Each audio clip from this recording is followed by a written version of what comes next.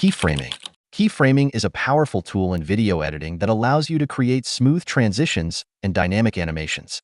By setting keyframes, you can control the movement, opacity, and position of video elements over time. This technique is essential for adding special effects, enhancing visual storytelling, and creating professional quality videos. Whether you're animating text, adjusting color grades, or creating complex motion graphics, keyframing provides precise control and flexibility in your edits. First, drag and drop the video file onto the timeline. Then drag and drop the object for animation onto the B-roll track. Double-click on it to access the editing options, and then go to the editing panel. Decrease the scale of the object and move it to the right side of the screen. Turn on the keyframe for the transform option. Move the playhead a few seconds forward, then go to the media player and move the object to the left side of the screen. You'll see that a starting animation has been added to the video.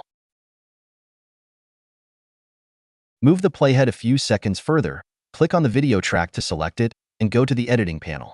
Click on Blend and turn on the keyframe. Move the playhead to the ending frame, then go back to the editing panel and set the opacity to 0%. You can see that I have created an animation. Thanks for watching.